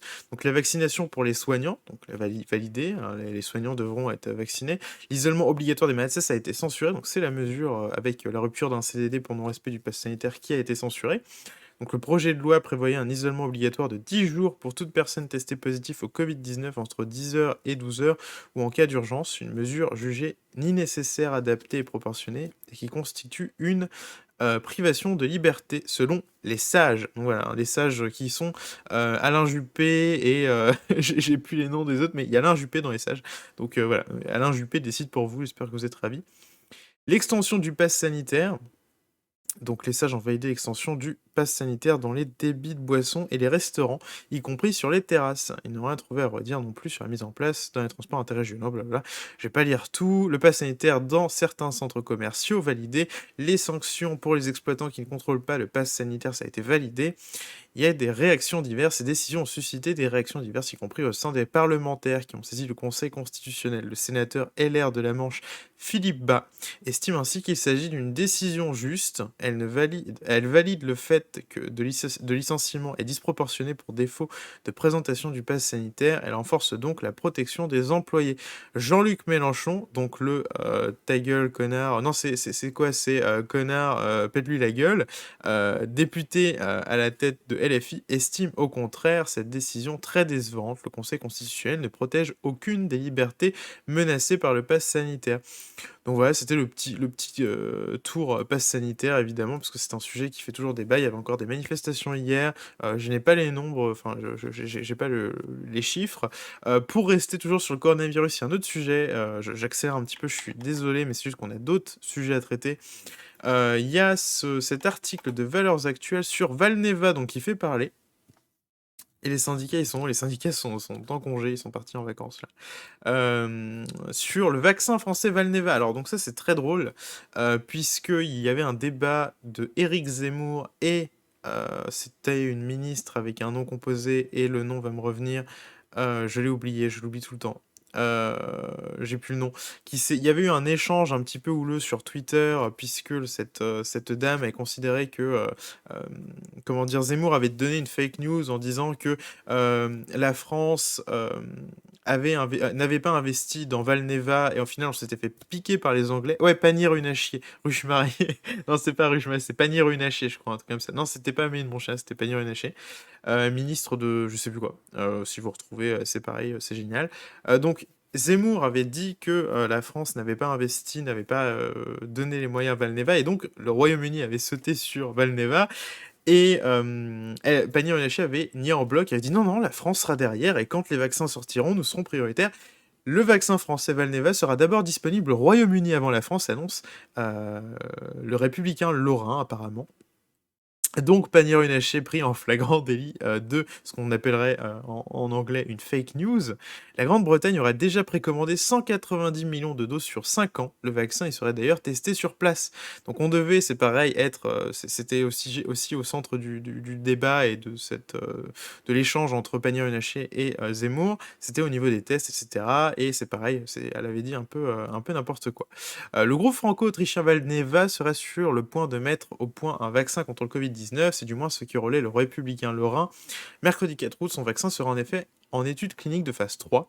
Valneva, basé dans l'agglomération nantaise, donc c'est nantais, hein, et qui élabore aussi des vaccins contre le chikungunya et la maladie de Lyme, sera ainsi la seule entreprise en Europe à avoir atteint ce stade. Et on n'a pas misé dessus, évidemment, puisqu'on est des gros blaireaux. Mais à la grande surprise de chacun, les doses ne seront pas tout de suite disponibles en France, mais au Royaume-Uni. Le pays aurait déjà précommandé, voilà. Donc le Royaume-Uni a décidé d'arroser de pognon, ils ont décidé d'investir, de dire allez hop, c'est parti, 190 millions. Donc on va pas mettre le sujet de la vaccination, je sais, il y a des gens qui sont pour et des gens qui sont contre, mais le fait est que l'État, enfin le Royaume-Uni a décidé de miser, et la France ne prend pas de risque. Et pourtant mise sur la vaccination, mais ne prend pas les risques derrière. Donc c'est quand même assez amusant et ça vient apporter de l'eau au moulin d'Éric Zemmour suite à ce débat, parce que vraiment, je vous invite à retrouver un petit peu les tweets de Agnès Pannier-Runacher, qui avait vraiment taclé Zemmour violemment sur Twitter en disant que c'était un menteur, etc. Hein, donc il a été traité de menteur. C'est une secrétaire d'État auprès du ministre de l'économie et des finances Bruno Le Maire. Voilà.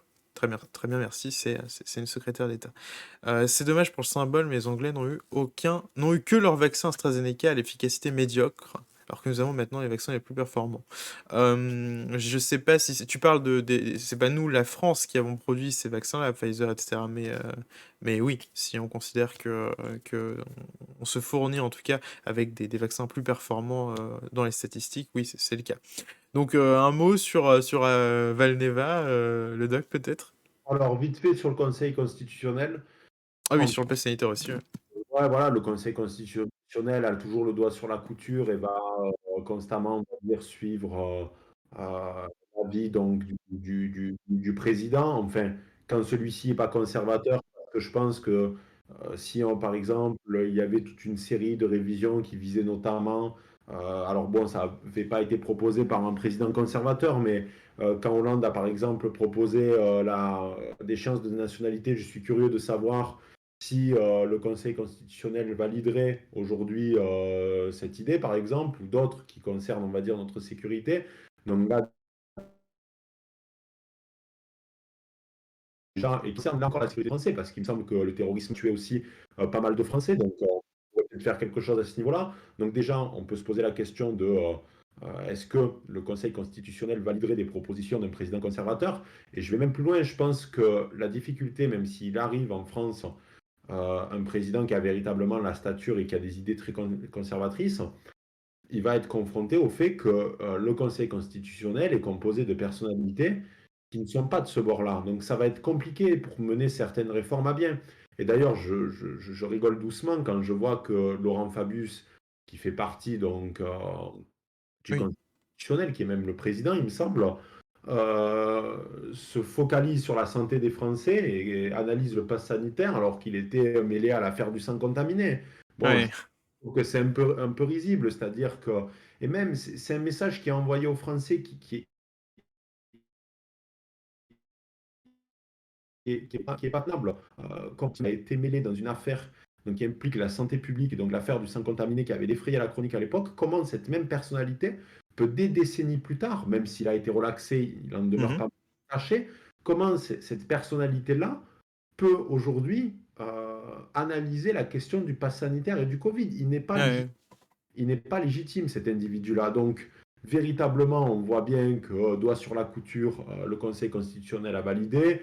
Il a donné un petit peu quelques pains au peuple en disant voilà, nous sommes trop bons, on va censurer quelques articles. De toute façon, vite fait sur le pass sanitaire, cette mesure sera inapplicable. Moi, je ne vais pas citer de nom, mais pour en avoir discuté avec des restaurateurs de régions différentes, beaucoup de restaurateurs ne l'appliqueront pas. Donc à partir de là, on va se retrouver avec des chaînes dont je citerai pas le nom, puisque j'ai demandé un petit peu à des on va dire, des personnalités de restaurants classiques, quoi, si tu veux, et Mhm. des restaurateurs qui étaient issus de chaînes que je ne citerai pas. Bizarrement, systématiquement, les chaînes vont accepter et les petits restaurants, la plupart m'ont dit qu'ils ne le feraient pas. Donc on va se retrouver dans une situation où de toute façon, ça va être pas appliqué par la majorité des restaurants, ça va saouler tout le monde de regarder systématiquement ce pass sanitaire. Et puis surtout, on a fait un chantage aux Français, et quand les Français, on va commencer à leur dire qu'il faut encore se vacciner, que le passeport sanitaire, en fait, il va rester plusieurs années, etc. Là, en fait, le contrat, on en avait parlé la dernière fois, qui visait à dire, voilà, vous vous vaccinez, vous retrouvez à la vie d'avant, sera caduque. Et il est probable que ça va péter à ce moment-là. Donc, pour moi, ce pass sanitaire, c'est un jeu très dangereux. Ça ne va pas loin, ça va desservir plus la com. Je ne suis pas certain que ça aura un impact majeur sur la vie des Français, en tout cas sur le long terme, puisqu'au début, on va voir que ça va être assez appliqué, mais après, on sait comment les choses se passent. Ça ne va pas tenir sur le long terme. Donc, voilà, tout ça pour dire que le Conseil constitutionnel a bien suivi, il a bien fait le toutou, comme toujours, quoi. Plutôt cocasse quand on voit qu'ils rendent notamment leurs décisions au nom du peuple français, etc. Mais bon, on n'est pas une Ouais, trahison. ça... Donc, ensuite, ben, sur le vaccin, ben, là encore, on est sur une autre trahison, c'est-à-dire que la France se refuse toujours à miser sur ce qui marche. On préfère mettre de l'argent sur soit des choses étrangères, soit des choses complètement futiles ou qui n'ont pas d'avenir. Moi, la dernière fois, j'ai pensé notamment à Zapata, qui avait créé, donc, il me semblait que c'était l'Overboard, c'est-à-dire cette plateforme qui lui permettait on va dire, de voler assez rapidement. L'État français, j'avais même vu qu'à l'époque, il faisait ça sur la côte. Alors, je crois qu'il habitait en région PACA. Les autorités lui avaient dit qu'il faisait du bruit, donc on lui avait demandé de ne pas le faire, etc. Et il a fallu que les Américains commencent à lui proposer un contrat juteux pour que la France se réveille et se dise non, mais quand même, c'est vrai que c'est une fierté. On est nul, on est nul, on est mauvais, on n'arrive pas à repérer les talents. C'est pour ça qu'on a une fuite des cerveaux. Et quand tu regardes dans la Silicon Valley, justement, l'organigramme, tu retrouves Tu systématiquement parles de la vraie Silicon Valley, hein, pas le 93, parce que c'est vrai que... la véritable. Quand tu regardes les organigrammes, tu vois systématiquement des Français qui sont dans les conseils d'administration, dans des postes extrêmement importants, parce qu'on fabrique des élites, mais on ne les garde pas. Donc là encore, on se tire une balle dans le pied. Le gouvernement passe pour des incapables, mais on va dire ils sont plus à ça près. C'est-à-dire c'est le festival. Depuis des mois, c'est le festival. Donc, je veux dire, en hérésie, on voit qu'ils défendent leur totem, ça en est ridicule. Donc là encore, ça va dans le sens de Zemmour. Mais pourquoi? Parce qu'il a fait un diagnostic de la vérité, qui est certes dur à entendre, mais qui est juste de l'ordre du réel. Donc là, voilà, on est mauvais, on ne mise pas sur nos talents, les étrangers le font pour nous.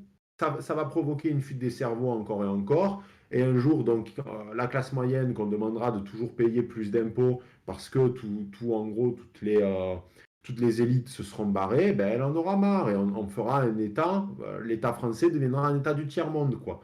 C'est-à-dire avec une majeure partie de la population qui ne voudra pas bosser, une classe moyenne qui en aura marre de faire la vache à lait pour tout le monde et des élites qui se seront barrées. Donc là, c'est la super France d'Emmanuel Macron. Ça ne sert à rien. Ça, bouteille lancée à la mer, ça ne sert à rien de faire ça pour les JO, de dire plus fort tous ensemble, etc., le génie français, et de ne pas miser sur la France. Donc, arrêtez cette dissonance, on est ridicule. Donc voilà, c'est de plus qu'on est mauvais, voilà, c'est tout. Et d'ailleurs, et là où je rigole, c'est que les Britanniques qui sont sortis donc de l'Europe, c'est-à-dire qu'on n'est même pas sur un pays européen, c'est-à-dire on n'est même pas sur l'Allemagne, on n'est même pas sur l'Italie, non, on est dans un pays qui est hors Union européenne. Donc là, on voit en plus que le logiciel européen, il se casse la gueule, Bruxelles se prend les pieds dans le tapis, mais c'est avec la crise du Covid, ça a été risible, et de toute façon, l'Europe, comme on la connaît aujourd'hui, finira par mourir, et c'est tant mieux d'ailleurs. On attend moi, j'ai déjà un champagne qui est en train d'être prêt pour le sabrer ce jour-là. C'est Tu es qu'une prêt. question de temps. C'est qu'une question de temps. On ne peut pas survivre et mener des politiques aussi mauvaises et délétères. À un moment donné, ça finira par imploser. Donc on attend patiemment. Malheureusement, des Français vont payer le pot cassé de ce laxisme et de ce manque d'intelligence même au niveau économique. Donc voilà, je vais même te dire plus. On finira sur ça, je ne veux pas empiéter. La dernière fois, un collègue de bureau me parlait de l'intelligence économique, qu'ils étaient là en mode oui, on repère des profils, mais ça ne sert à rien. Ouais. Si la tête pensante, si le gouvernement ne débloque pas les fonds et ne met pas en place des véritables politiques ambitieuses pour inciter les élites à rester en France, les cerveaux, on va appeler ça comme vous voulez, ça ne sert Mhm. à rien. Arrêtez de vous sentir intelligence économique, analyste économique, ça ne sert à rien.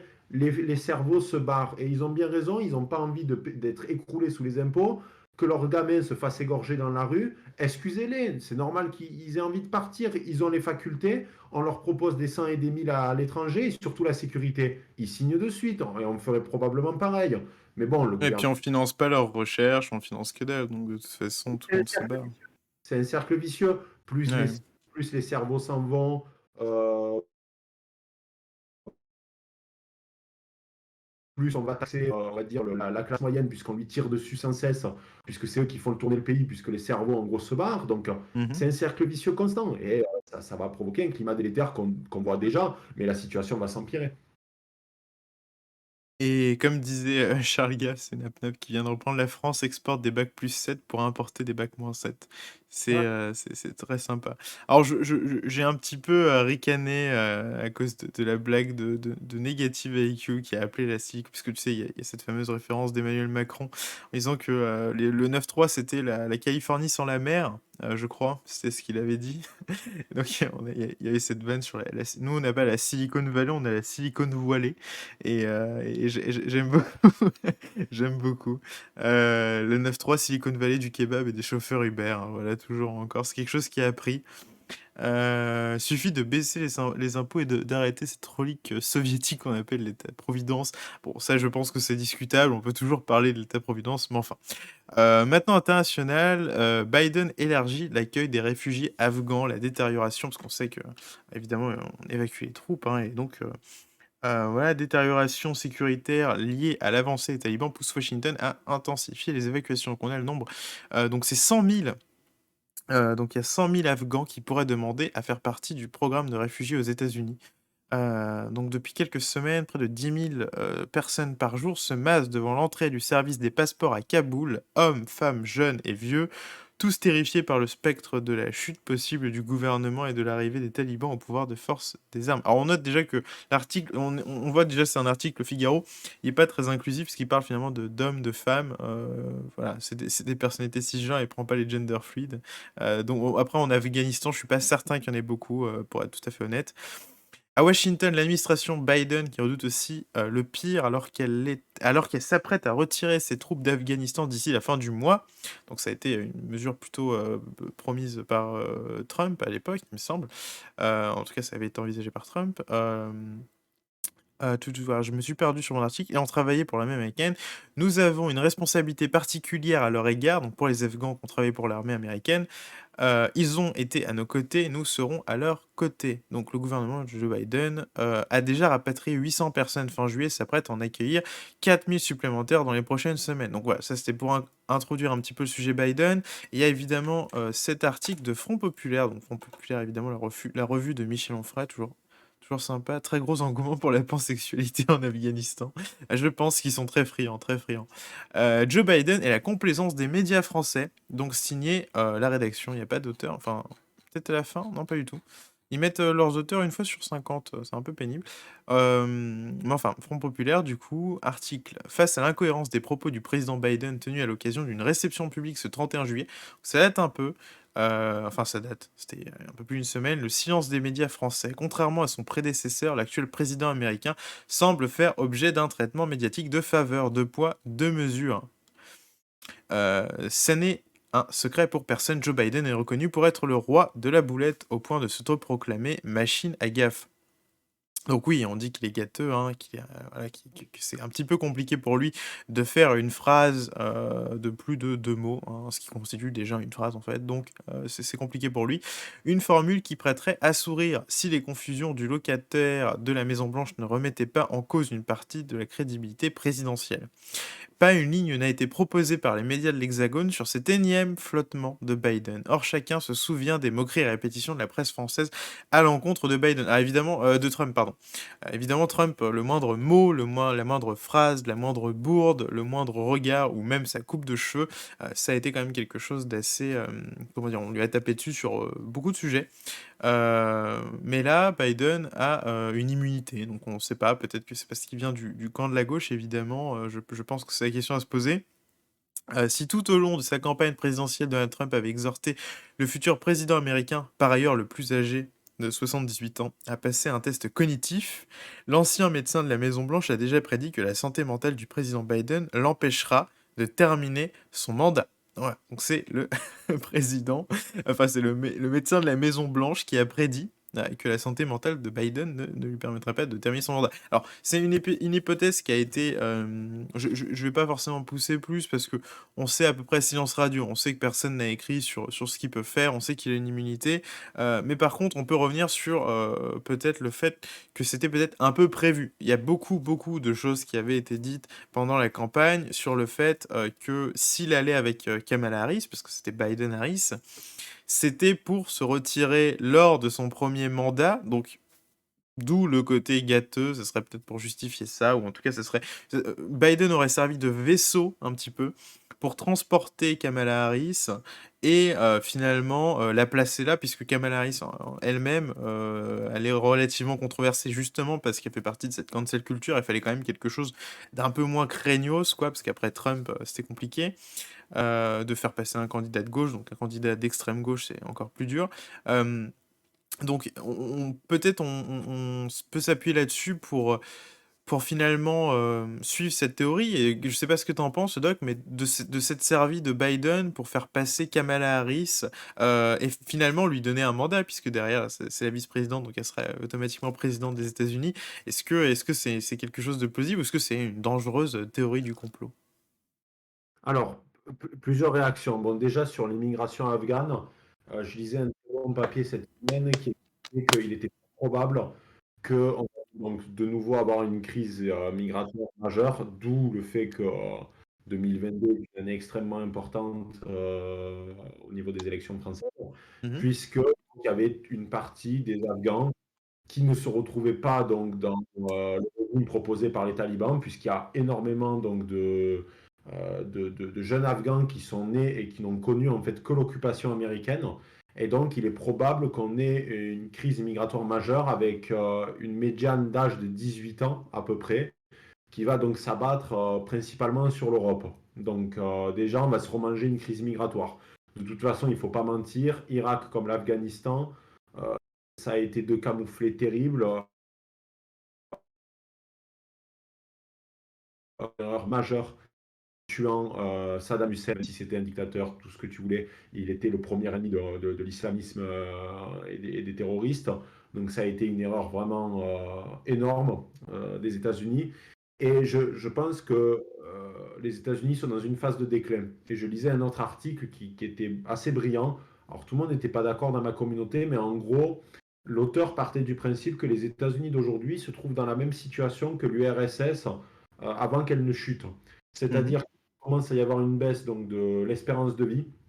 Alors, en URSS, c'était à cause de l'alcoolisme. Aux États-Unis, c'est à cause de l'obésité et des opioïdes. Une baisse de la natalité qui était visible en URSS et qui est maintenant visible aux États-Unis. Et une idéologie qui commence à montrer ses limites et qui surtout devient totalitaire. Donc, c'est-à-dire l'idéologie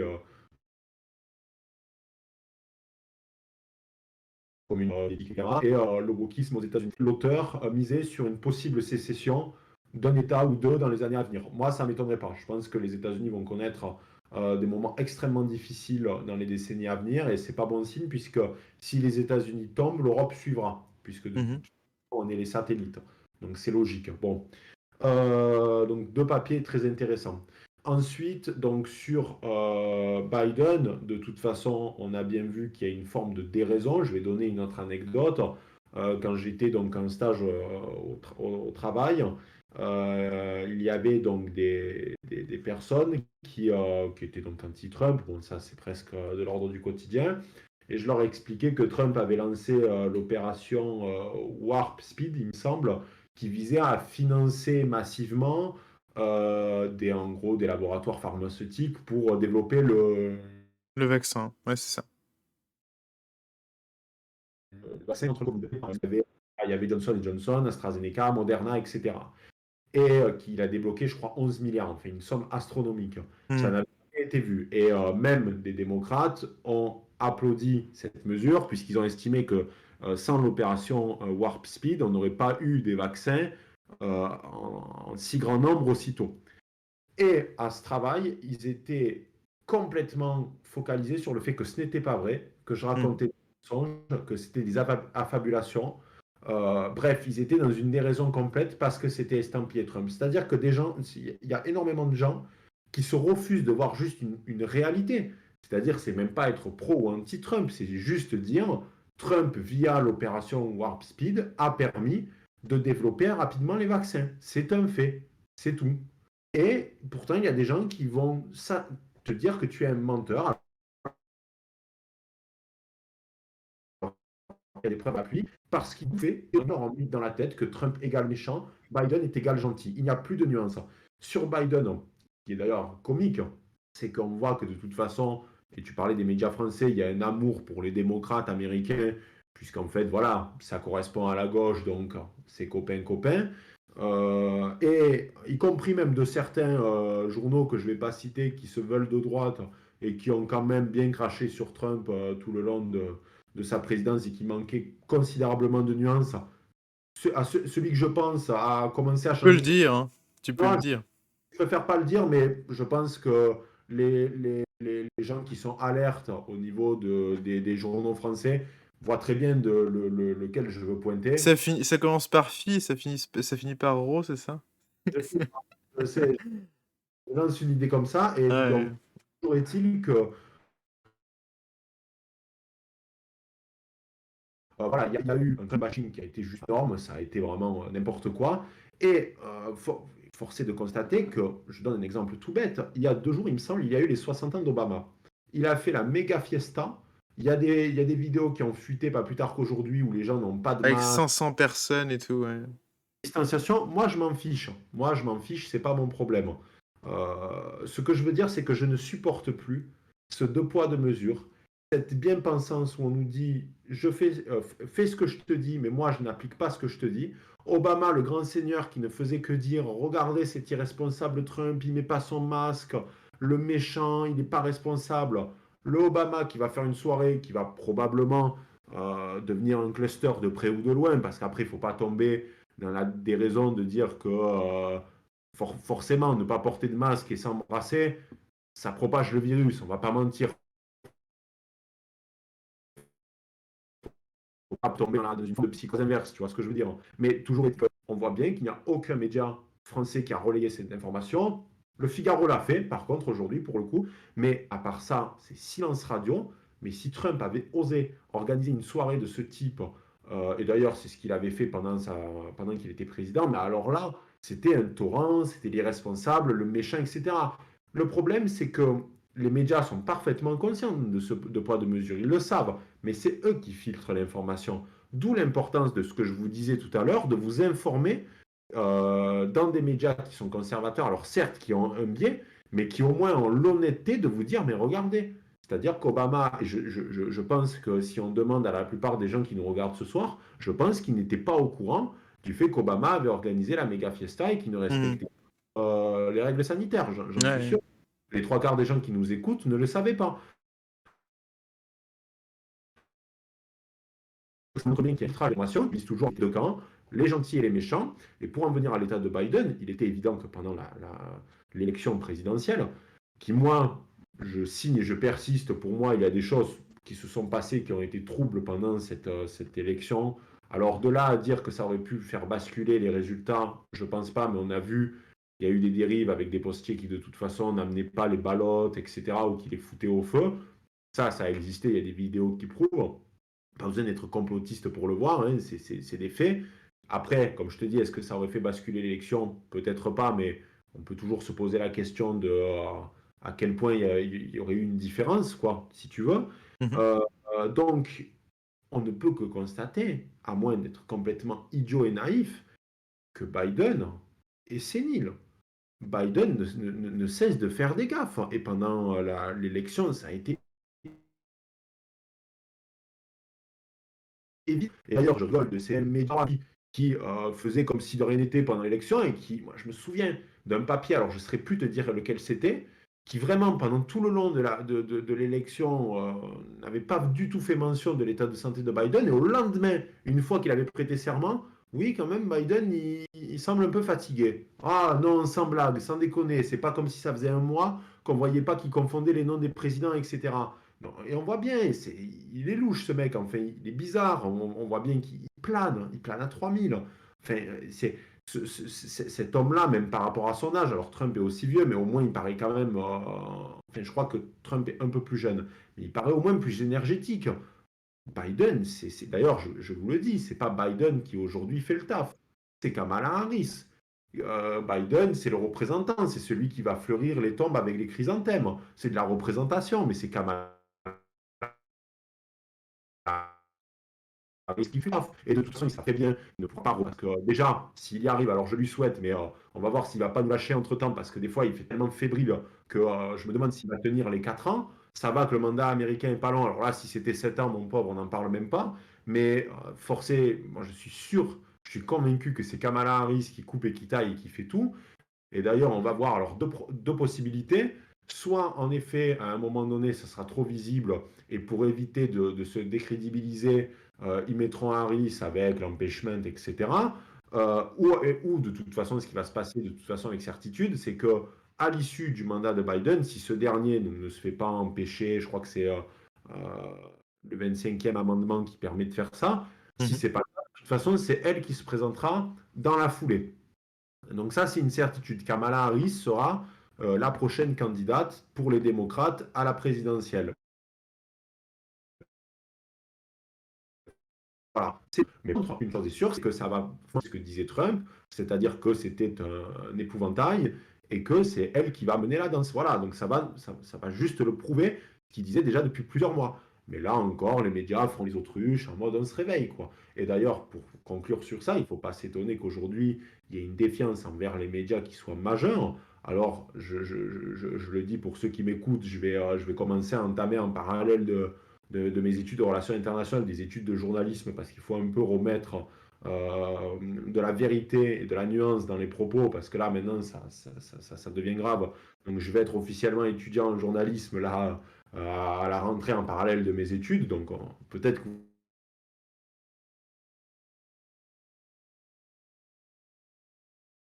les médias, maintenant, il y a une défiance envers eux, mais attention, je pense que le journalisme est un très bon métier.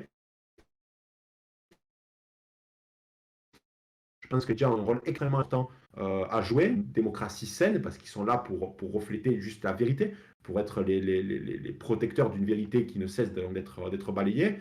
Mais aujourd'hui, il n'y a pas cette nouvelle génération de journalistes qui ont véritablement envie de faire ce travail-là. Ça commence à venir, ne vous en faites pas, il y a des projets, mais toujours est-il que la défiance envers les médias, elle est liée au fait que les biais soient trop idéologiquement marqués entre les gentils et les méchants. Et au bout d'un moment, les gens, ils voient que dans la réalité, c'est pas comme dit les médias, et forcément, il y a une dissonance. Et il y avait justement, pour revenir un petit peu sur la complaisance des médias français, et pas seulement français, hein, d'ailleurs, hein, une complaisance des médias, je pense, internationale, et c'est aussi le cas aux États-Unis de façon générale. Il y a Negative IQ qui a repris cet exemple qui m'est venu directement en tête. C'est celui que Zemmour reprend régulièrement sur la phrase de Nixon quand il parlait à un journaliste, je crois, ou à un ami, et qui disait oui, les journalistes, parce qu'en gros, enfin, ils se faisaient flinguer dans les médias en permanence. Il disait que même s'il marchait sur l'eau, enfin, les médias diraient et titreraient que c'est parce qu'il sait pas nager. Donc c'est quand même assez, c'est exactement ça. C'était ça pour Trump. Et c'est l'inverse pour Biden. C'est-à-dire que même s'il dit de la merde à tout bout de champ, eh bien, ça passe, puisqu'il est dans le bon camp. D'ailleurs, Euh, juste ouais. pour un petit rajout très très vite, c'est Mhm. pour ça que commence à se développer de plus en plus des chaînes de droite. Tout à l'heure, on Ouais, parlait de des Fox. médias alternatifs. En France, ça va se développer. On a eu énormément de retard sur ça. On a 20 ans de retard sur l'émergence des médias de droite. Mais là, on va commencer à avoir du contenu et des propositions très intéressantes. Voilà. très bien. Bah, oui, oui, bah, de toute façon, typiquement CNews en France qui a quand même pas mal percé. On a aussi TV Liberté, hein, qui rencontre qui rencontre un certain succès. Puis il y a pas mal de médias alternatifs qui se lancent et puis, de toute façon, plein de personnalités se lancent à droite à gauche pour parler de différents sujets et qui parlent vraiment de politique au sens global. Bientôt Europe 1, bientôt. Livre Noir typiquement, merci, d'avoir pris, l'exemple. Bon, même si finalement c'est pas un média à proprement parler, puisqu'ils font des interviews, c'est quelque chose d'assez différent, mais c'est une chaîne, YouTube et forcément, Ils iront par. Alors, je connais pas leur projet du tout, loin ouais. de là. Non, mais je pense qu'ils veulent faire quelque chose de plus, hein, ça c'est évident. Je pense qu'ils vont aller plus loin dans leur démarche, à mon Ouais, avis. Ils ouais, vont ouais, je pense aussi. plus, et ça va être très intéressant et qualitatif, à mon avis. Ouais, Donc, clairement. Et dernier sujet, alors du coup, on en a skip quelques-uns puisque ça va faire 1 heure et demie et je m'étais promis de pas faire plus longtemps qu'1 heure et demie ce coup-ci, de pas trop dépasser, d'autant plus que je dois y aller après. Donc on va prendre cet article de Valeurs Région, de Valeurs Actuelles Région, Gironde, un maire épinglé pour une annonce soi-disant discriminatoire, donc c'est un truc un peu plus léger. Pour terminer, TV Liberté qui a été censuré également sur YouTube mais est revenu assez rapidement. Ils font strike régulièrement leurs vidéos, TV Liberté, hein. C'est pas que maintenant, c'est pas que récemment, ça fait longtemps qu'ils se font supprimer pas mal de vidéos. Donc c'est un petit fait divers, on va dire, chronique du Frankistan numéro 1872.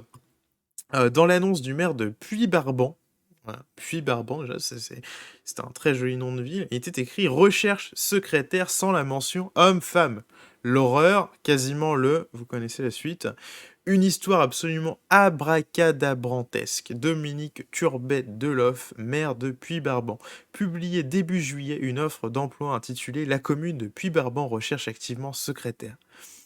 Rapporte France Bleu. Avec ce titre simple et direct, le maire de la petite commune de la Réolais ne s'attendait pas à être appelé à l'ordre par l'autorité administrative chargée de lutter contre les discriminations. Attention, c'est pourtant ce qui s'est passé avec un courrier de leur part. Le motif de la discrimination, l'absence de mention homme-femme dans l'intitulé de la petite annonce pourrait laisser croire que le poste est réservé aux femmes, selon l'autorité administrative. Donc voilà, donc là on est vraiment au cœur du problème. Donc le type s'est dit, je vais bien faire, je vais mettre une annonce, il faut que ça soit simple, rapide, efficace, et il me faut une secrétaire ou un secrétaire, excusez-moi, on va être inclusif. Si je lui réserve des métiers aux femmes, c'est mal. Si... Mais par contre, je suis sûr que si le mec avait demandé un homme, exclusivement un homme, ça aurait été mal aussi. Donc c'est quand même assez dramatique. Surtout que j'imagine que c'était pas du tout son intention. Des messages de soutien. C'était juste une méconnaissance. On ne savait pas qu'il fallait mettre homme-femme. Voilà, c'est tout. Se défend Lady. Donc le mec est obligé de se défendre et a dû faire, j'imagine, un communiqué ou témoigner, je sais pas, pour dire voilà, qu'il était désolé. C'est un courrier très soft qui me rappelle les risques encourus en cas de discrimination à l'embauche. 3 ans de prison et 45 000 € d'amende. C'est la peine aussi qu'aurait pu se prendre, je crois, Jean-Luc Mélenchon pour incitation à commettre un délit ou un crime, hein. Le courrier ne m'a pas choqué du tout, il est très bien tourné. Ce qui me dérange, c'est la délation. Ouais, tu m'étonnes. En effet, si le maire a reçu ce courrier, c'est parce que quelqu'un l'a dénoncé. Mais cette délation plaît à peu de monde dans le petit village de 400 habitants. Donc je pense qu'ils n'ont jamais eu autant de couverture médiatique que depuis ce truc-là. Et Dominique Turbet-Deloff affirme recevoir beaucoup de soutien. J'ai passé plus de 3 heures au téléphone depuis 2 jours, ça me fait énormément plaisir, beaucoup de mails aussi, de messages sur mon Facebook, des textos, que des petits messages sympas, c'est toujours la même chose qui revient, c'est cette histoire de délation qui dérange. Bon, pour l'instant, il n'a reçu que des candidatures de femmes. Alors, on notera le petit tacle de Valeurs Région à la fin. Pour l'instant, il n'a reçu que des candidatures de femmes. Donc, finalement, mention homme-femme, voilà. Donc, bon, je sais même pas si... Je voulais revenir là-dessus parce que je trouve ça tellement... comment dire, c'est caricatural, c'est tellement, tellement bête, tellement idiot, mais finalement tellement en phase avec ce qui se passe en France de toute manière et le climat général, que je pense que voilà, juste ça, en fait, ça te montre l'absurdité totale de toutes les mesures politiques, idéologiques qui sont prises. Donc, je sais pas ce que t'en penses, le doc, s'il y a quelque chose à dire là-dessus. quoi qu'il fasse, en fait, il était piégé, puisque s'il avait précisé le sexe, alors là, c'était le drame. Il l'a pas précisé, ça a été le drame. Mais là où je trouve que c'est un peu dommage, c'est le fait qu'il a été obligé de faire un communiqué Ouais, même montrer une forme de mea culpa. Non, en fait, non. D'autant plus qu'après, il dit qu'il a reçu des soutiens, donc ça montre bien qu'il trouve que c'est de la déraison complète. Donc pourquoi, en fait, pourquoi malgré tout, avec tout le respect que j'ai pour ce monsieur, c'est pas de tacler, mais pourquoi avoir de s'excuser alors qu'on voit très bien que c'est de l'ordre de la stupidité complète. Là où le maire aurait dû véritablement porter ses baloches, excuse-moi de l'expression, c'est soit d'ignorer complètement ou soit de dire non mais en fait je m'en fous, tout simplement. Donc je trouve que c'est un peu, c'est dommage en fait, parce que pour moi il fait leur jeu en fait en quelque sorte, parce que c'est ce qu'ils attendent. Ils savent très bien que de toute façon le mec est piégé, donc qu'est-ce que tu fais? Ben tu t'excuses quoi. Mais c'est ce qu'ils veulent. C'est ce qu'ils veulent parce qu'ils gagnent du pouvoir comme ça. Donc je reproche un peu au fait que le maire est cédé en quelque sorte parce qu'il a beau se plaindre et dire oui voilà écoutez je reçois des soutiens, t'as cédé. Après, il y avait, j'imagine, une pression judiciaire, comme tu vois, il risquait quand même 3 ans de prison, 45 000 € d'amende. Il risquait rien, il risquait rien, ça c'est pas vrai, c'est le chiffon, comment ça s'appelle,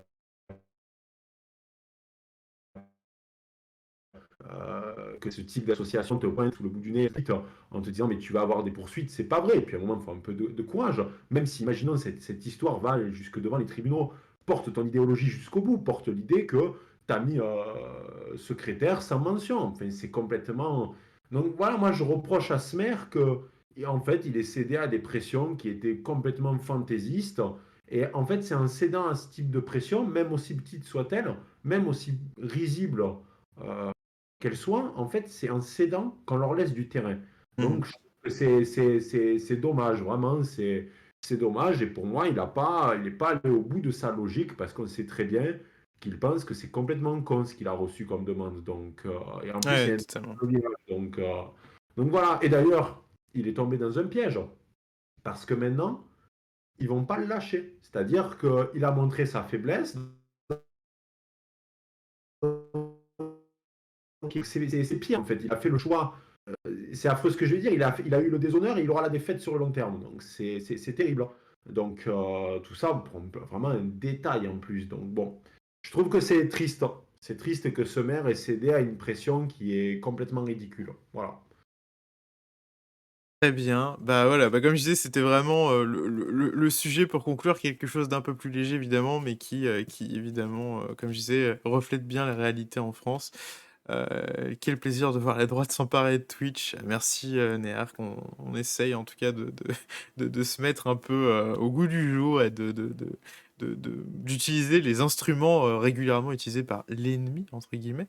La dictature de la gauche, il y en a marre. Personnellement, je préfère embaucher des hommes. Maintenant, j'ai trop peur d'avoir des histoires. Alors, c'est vrai que ça aussi, enfin, ça, c'est tout. Il y a pas mal de problématiques, notamment après le MeToo, etc. Il y a beaucoup de personnes qui ont peur d'engager des femmes. Enfin, c'est quelque chose d'assez assez dramatique. Ça a pu avoir des effets néfastes. Donc, on se retrouve vraiment dans une espèce de spirale. Et au final, c'est toujours les mêmes qui sont perdants. C'est nous, c'est toi, c'est nous tous, quoi. Donc, et puis même eux, hein, ils y perdent de toute manière, parce que je reviens un petit peu au propos de base, la révolution mange toujours ses enfants, et ces personnes-là seront vite effacées, comme Jean-Luc Mélenchon le sera par Europe Écologie Les Verts, comme voilà, ça reprend un petit peu tout ce qu'il y a eu, comme Biden va l'être par Kamala Harris, ça reprend un peu tout ce qu'on a pu voir pendant cette revue. Donc voilà, donc je pense qu'on va s'arrêter là. On est en live depuis 1h50. Bon, il y avait le timer de 15 minutes, mais bon. Merci beaucoup d'être passé, tout le monde. J'espère que vous avez tous passé un très bon moment. Mon cher Thierry, je crois qu'on vient de se connecter. Ah oui, incroyable. J'espère que vous avez passé un bon moment et une bonne soirée. N'hésitez pas à nous rejoindre sur les réseaux. N'hésitez pas à rejoindre le doc sur ses réseaux, sur son Instagram. Je crois que Corsinu, ils avaient posté tout à l'heure, si tu peux les reposter, sa chaîne YouTube, où il propose des vidéos très régulièrement, du contenu de grande qualité, donc vraiment passionnant. Il a tenu notamment une conférence ici, donc voilà. Vous pouvez retrouver aussi notre contenu sur notre chaîne YouTube, Génération Zemmour. Disponible, je pense, dans la description et posté par Corsinu ou NapNap si vous pouvez. Merci. Et Twitter, Instagram, TikTok, Twitch, absolument tout ce que vous voulez, on est partout. Et on espère que vous avez passé un bon moment. Voilà, très bien. Bah, je vous souhaite une bonne soirée et merci le doc. Et on Merci se dit à la semaine prochaine parce que c'est tous les dimanches soir. à Salut. Salut à Ciao. tous.